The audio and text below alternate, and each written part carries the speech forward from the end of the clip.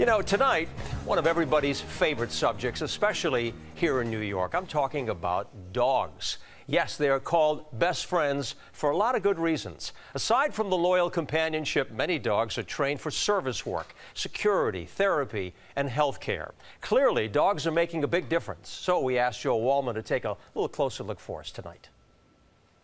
Norman? How you doing, Norm? Cut the small talk and give me a beer. Norm from Cheers once famously said, "Life is a dog-eat-dog world, and I'm wearing Milk-Bone underwear." Perhaps the perfect motto for a city as intensely competitive as New York, and one which loves its pooches as much as all its commotion. You're the best.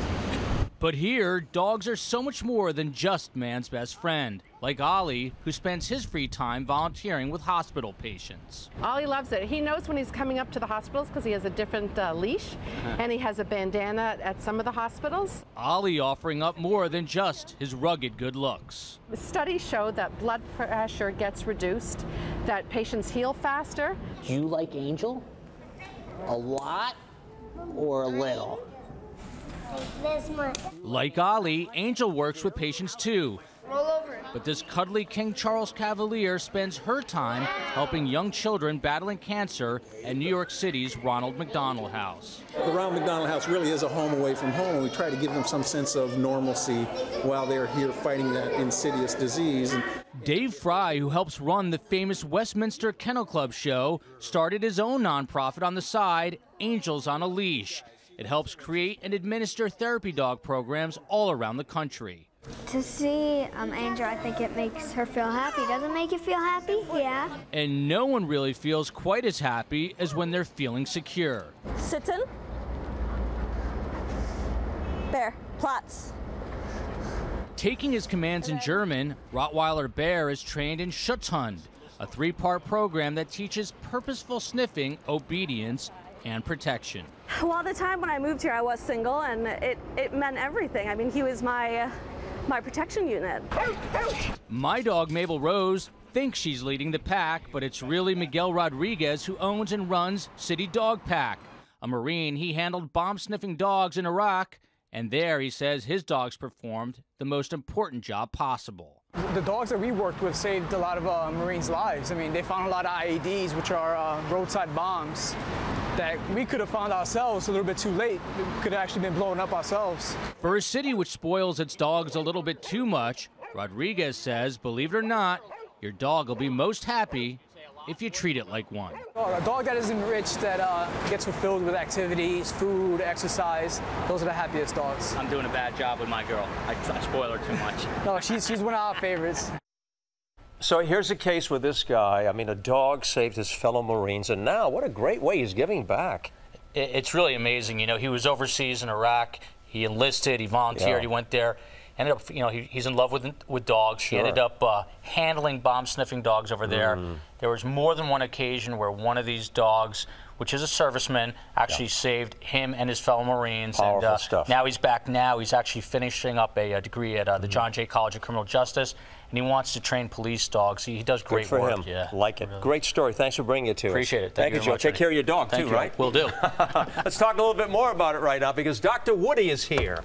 Wonderful. Hey, listen, this is Dr. Mike Woodward. You are an author, a psychologist. You've got a lot of background. I have a lot of things to talk about. Sure. First of all, we have this natural relationship with dogs. Goes back a long way. Yeah, I mean, just pets in general have been integral to the human experience, I mean, since we've really been around. Sure. And a lot of research has suggested that dogs have been domesticated for at least 16,000 years. So, Ernie, they're a part of our life, but somewhere along the way, particularly when we became industrialized, I think dogs got kind of left out of, and all pets really, of our professional and work lives. And so I think we need to get back to that more holistic integration of pets being a part of all of our aspects of our lives. They are, and they're also coming into the workforce as well. I mean, a lot of companies, I think you mentioned Google and Amazon, they are in favor of bringing dogs into the workplace. Well, the presence of pets, and particularly dogs, have been shown in the workplace to be as therapeutic as meditation or yoga. And there's research out of Virginia Commonwealth University that found that employees that brought their pets to work had higher satisfaction, lower stress than their colleagues who had their dogs and left them at home, or those that didn't have dogs at all. So in reality, there's actually a benefit here that could be really part of a wellness program that would be very inexpensive Sure. and make people happy and more productive. Beneficial to everybody. I know that you work with a lot of CEOs and entrepreneurs. They also find dogs very helpful in the boardroom. I mean, it helps them personally as well. Well, let's face it, the job of CEO or entrepreneur or business owner is very lonely. And as humans, we crave and seek social support. We need it. Even that tough executive wants to be liked by somebody. So having that dog with the unconditional love, the wagging of the tail, I mean, they may need food and some water.